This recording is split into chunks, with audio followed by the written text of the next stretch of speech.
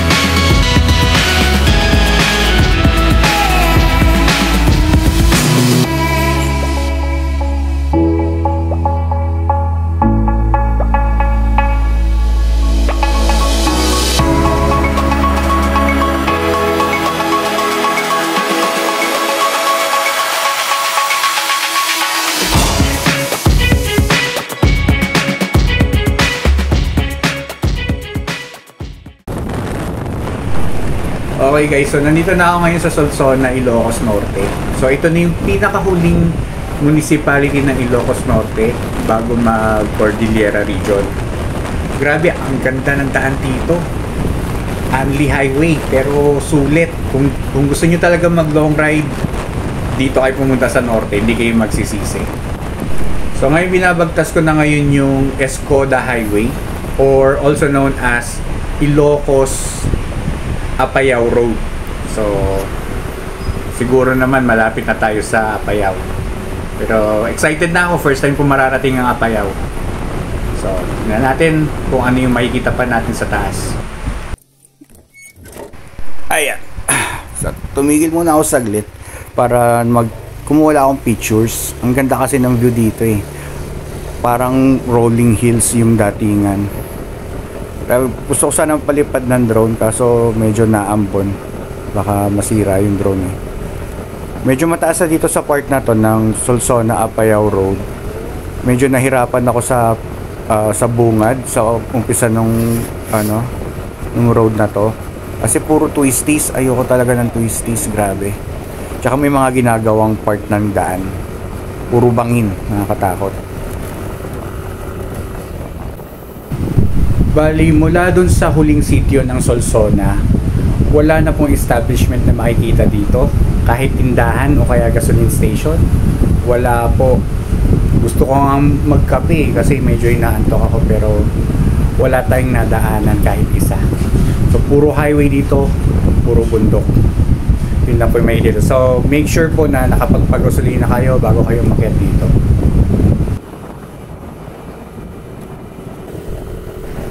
Ito ang nature trip ride. Chill ride na natutupad lang kapag solo ride lang.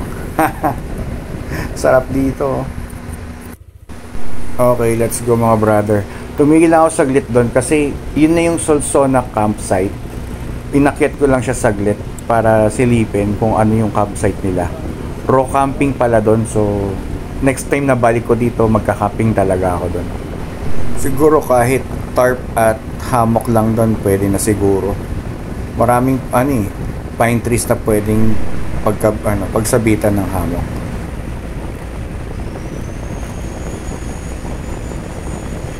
Lamig. Sarap. Woohoo!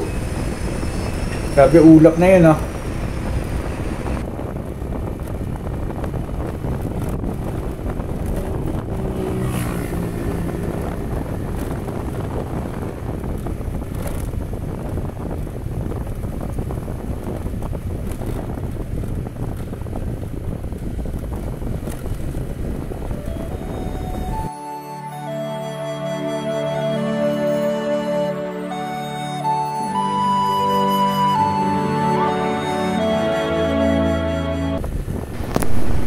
Buong biyahe ko dito, bihira yata ako nakasalubong ng sasakyan.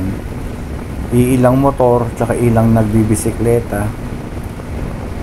Parang bihira talaga may dumaan dito. Tsaka kung iseset mo yung mapa mo papuntang Apayao, hindi ka dito idadaan ni Google eh.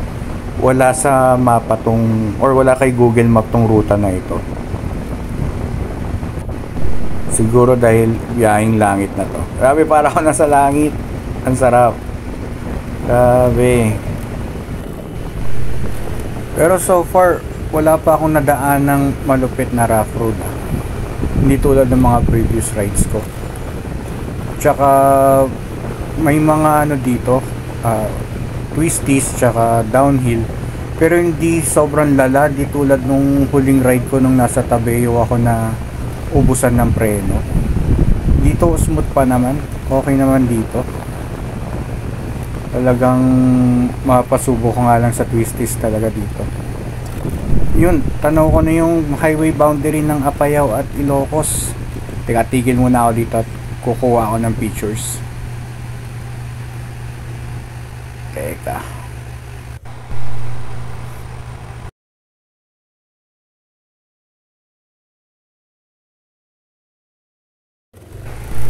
Okay mga kabsat, siguro safe na para sabihin na welcome to Apayao, Barangay Butaw, Kalanasan, Apayao.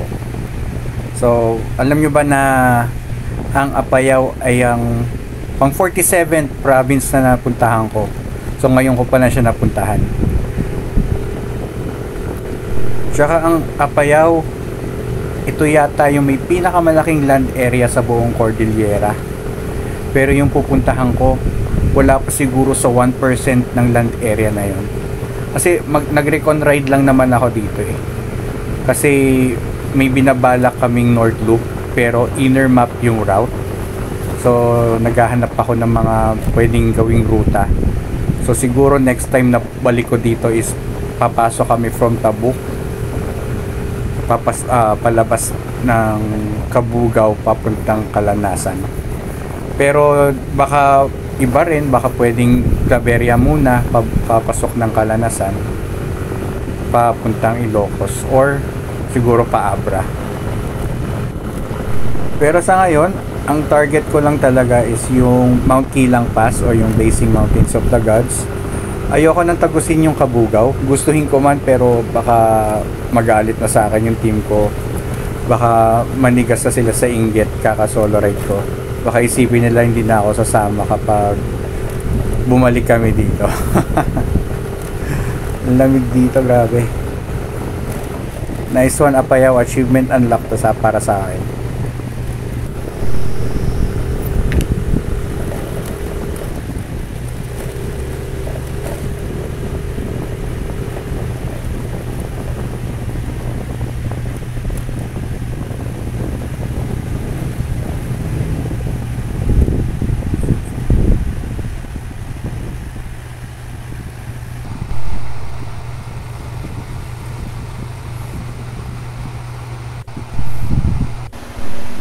Wala.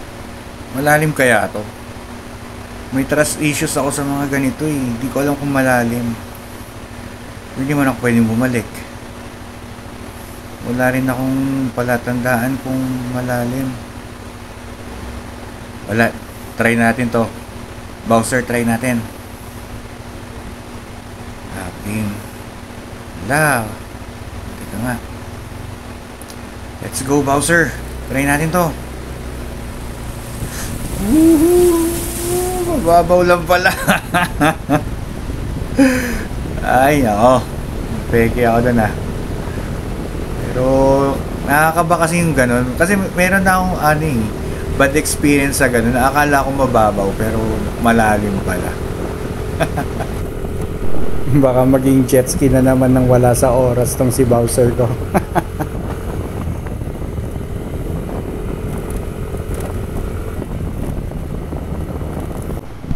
Grabe yung ulap dito. Ka-level na ng daan. Grabe, para akong kukunin ni Lord. Lord, wag muna Lord. Marami pa akong gustong puntahan.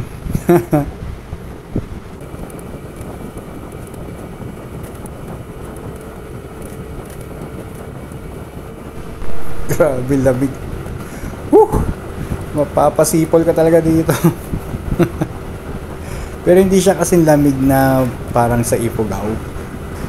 Kaya pa naman. Trademark talaga ng Cordillera ang lamig.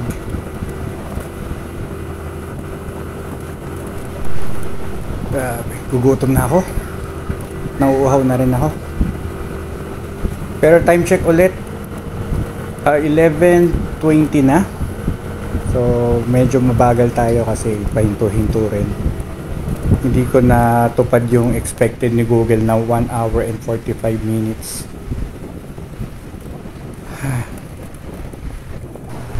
Kita mo yan langit? Hindi ka mapupunta dyan. De, joke lang. Nakikita ko na sa TikTok yun.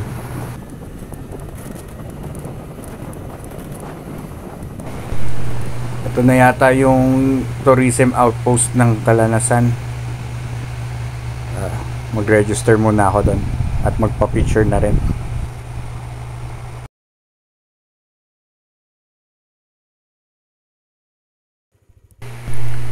Okay mga kabsat, nakapagpa-register na ako pero nalibre ako ni Manang ng registration kasi wala daw yung may hawak ng ticket. Kinuha lang yung pangalan ko. Thank you ate, shoutout sa'yo.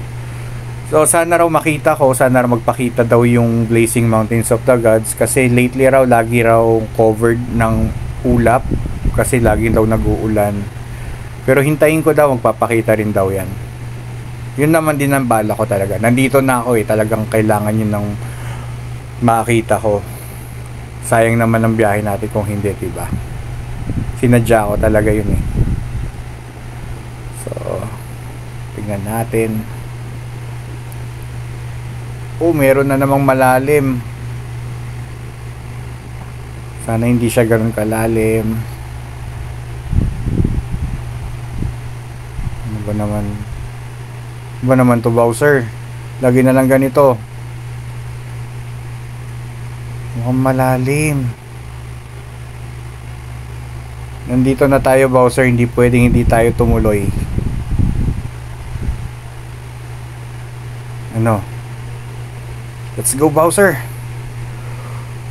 Woohoo! Kaya mo to, Bowser. Jet ski ka eh. Ayan. Let's go. Sabi rin nga pala ni ate doon na kaya naman na raw tumagos mula dito hanggang Kabugao. Medyo may mga ginagawang daan nga lang daw talaga doon. May mga rough road. Pero kaya naman na raw tumagos. Pero nakita ko rin naman sa mga ibang vlogger na tumatagos sila dito. So, pero yung mga gamit nilang mga motor matataas ang ground clearance. Hindi ko lang alam kung kakayanin nito ni Bowser to. Pero hindi, kinaya nga nito yung Masanga Point sa General na car. Siguro kakayanin ko rin doon.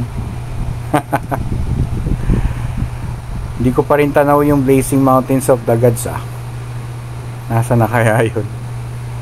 Sana magpakita siya.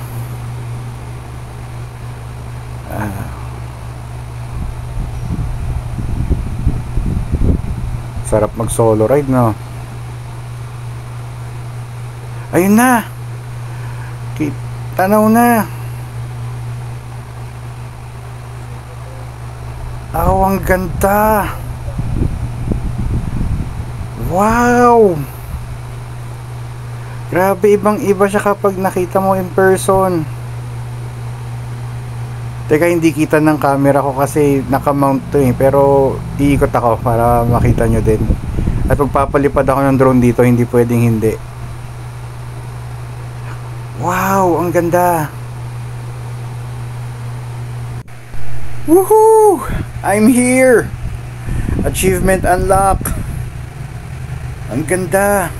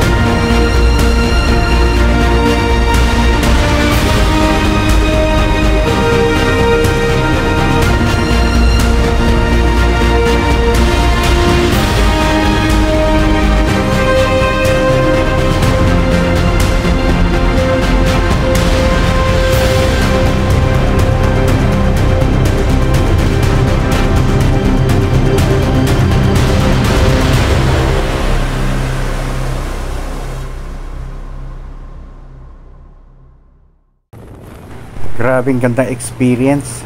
Overwhelming para sa akin. Unforgettable experience yung makita yung Blazing Mountains of the Gods. So ngayon, biyahe na akong pauwi. So siguro babalik ako ng Ilocos. Going to Nueva Era, Ilocos Norte. Tatagos ng Bangged, Abra. Then dire-diretso na siguro ako pauwi ng Quezon City. Dahil may trabaho pa tayo. So tama na muna yung paggagala. So kaibigan, kung nandito ka pa sa mga oras na to, maraming salamat at tinapos mo tong video ko. At pangakong i-improve ko tong quality ng aking pag-vlog sa mga susunod ko pang video. So dito ko muna tatapusin tong pilot episode ko. So samahan nyo po ulit ako sa mga susunod ko pang travel adventures. Abangan nyo po yan. Muli, this is Eman Martin. Ride safe sa'yo, Kabsat.